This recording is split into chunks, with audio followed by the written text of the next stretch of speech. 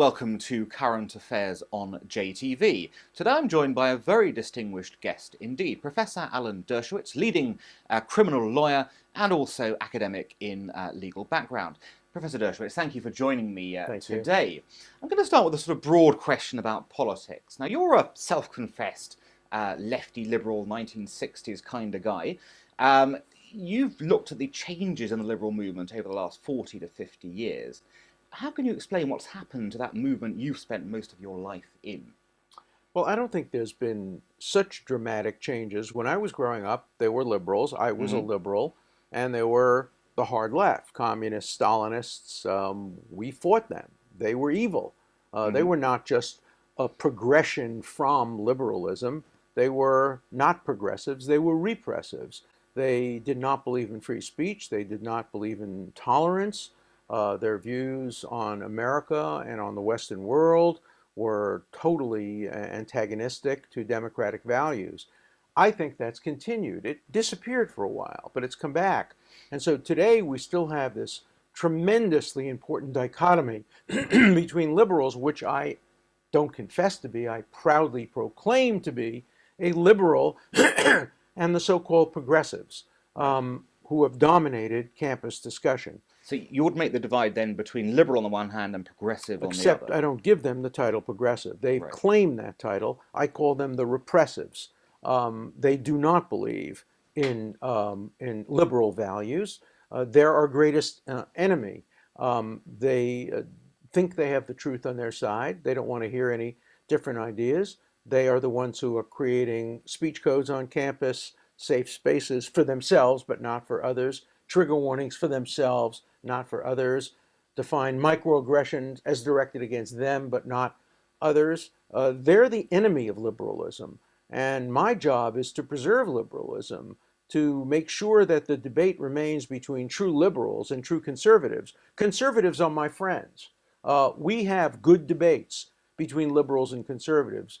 The danger is from the extremes. They call themselves progressives on the left and the extremes on the right, the alt-right, the hardline right that includes often anti-Semitic and bigoted elements.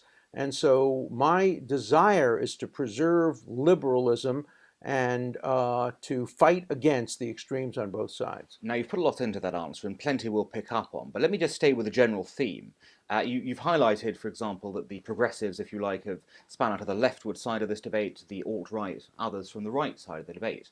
Why have these movements been successful in the last few years, beyond fringes, and have moved into mainstream politics? We've seen it in the US, we've seen it in the UK. I think the one-word answer is the internet. And that is, it exaggerates perceptions of wrong.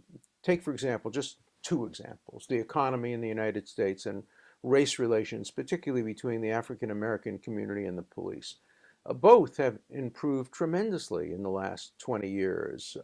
Many fewer African American young men are being shot unjustly by police, but because every shooting goes viral and is now recorded by video cameras, the perception is that things have gotten worse. I think a similar thing has happened with the economy. It's undoubtedly clear that the actual economic situation of most Americans has improved, including most relatively poor Americans. But the perception is that the gap between the rich and the poor have increased. And I think that adds to the anger. I think that's true all over the world today. There's one other factor which focuses directly on the Jewish issue. We've had a moratorium on direct anti-Semitism that has lasted between 50 and 70 years since the end of the Shoah, since the end of the Holocaust. It was not acceptable to express anti-Semitic views. That moratorium ended. And now we hear overtly anti-Semitic views expressed not only in Greece and Hungary and Slovakia and Lithuania and Austria and Poland, but within the British Labour Party and in France and on some American universities and by some members of Students for Justice for Palestine and other groups that are very anti-Israel. So I think all of those combine together to create a very dangerous situation, and that is legitimation of the extreme trying to become mainstream. Thus far in America and Europe, we've resisted it. Sanders has lost Corbyn will lose. Trump is very difficult to define within this parameter, and the fight continues. Now, I'm going to pick up on the internet issue you raised. Now, you're a lawyer, Yes. and lawyers, of course, famously don't deal in facts, they deal in interpretations. Um, is the internet a major problem when it comes to this question of fact versus interpretation? And is it that there are now too many interpretations out there and that nobody any longer understands what's real and what's not? It was John Adams who famously said, "Facts are stubborn things." I try my hardest to deal with facts. I was one of the main people in America who introduced science into the law.